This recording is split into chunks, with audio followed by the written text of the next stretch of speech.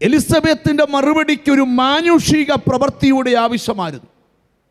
ദൈവത്തിന് അങ്ങനെയും ചെയ്യാൻ പറ്റും, ഒരു മാനുഷിക കരം ഇല്ലാതെയും ചെയ്യാൻ കഴിയും. ഇവിടെയെല്ലാം ഇച്ചിരി സന്ദേശങ്ങൾ ദീർഘമായി പറയാനുണ്ട്.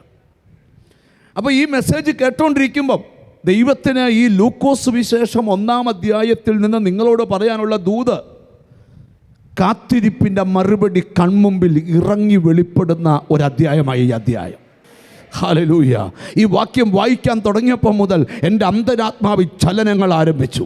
ദൈവത്തിന് സ്തോത്രം. ശ്രദ്ധിച്ച് കേൾക്കണം. മറിയ മറുപടി കേട്ടതൊരു മുറിയിൽ വെച്ച, സെഖര്യാവ് മറുപടി കേട്ടത് പ്രാർത്ഥനാ സ്ഥലത്ത് വെച്ച. ഒന്നുകിൽ നിൻ്റെ മറുപടി ആരാധനയിൽ കേൾക്കാം, അല്ലെങ്കിൽ നിൻ്റെ മറുപടി ബെഡ്റൂമിൽ കേൾക്കാം. ദൈവത്തിന് ഒന്നേ വിവരിക്കാനുള്ളൂ. നിൻ്റെ മറുപടി കൊണ്ട് നീ തുള്ളിച്ചാടുന്ന ദിവസങ്ങൾ അധികം വിദൂരമല്ലാതെ നിൻ്റെ ലൈഫിൽ വെളിപ്പെടുത്താൻ എൻ്റെ ദൈവത്തിന് കഴിയും. ദൈവത്തിന് സ്തോത്രം. എലിസബത്ത് കാത്തിരുന്നതും നീണ്ട വർഷങ്ങളാണ്.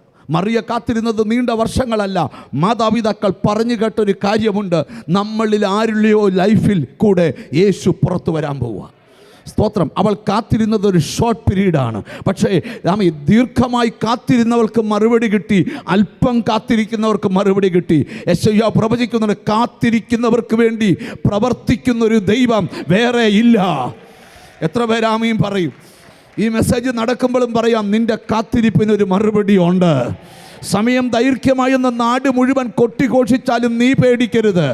സമയം എത്ര ദൈർഘ്യമായാലും നിൻ്റെ മറുപടി നിൻ്റെ കാതിൽ മുഴക്കി, നിൻ്റെ മറുപടി നിനക്കറിയത്തക്കവണ്ണം വെളിപ്പെടുത്തി, ആ മറുപടിയും പിടിച്ചുകൊണ്ട് തുള്ളിച്ചാടാനുള്ള വക ദൈവം നിനക്ക് ഒരുക്കി തരിക. ഞാൻ ഈ വചനത്തിനകത്തു നിന്ന് നിങ്ങളോട് പറയാനുള്ള സന്ദേശം, ഈ ദിവസങ്ങളിൽ മറുപടി കേൾക്കും, മറുപടി അനുഭവിക്കും, ആ മറുപടി പ്രാപിച്ചുകൊണ്ട് നീ തുള്ളിച്ചാടും. അത് മനസ്സിൽ വെച്ചോണ്ട് വേണം ലൂക്കോസ് 1 പഠിക്കാനായിട്ട്.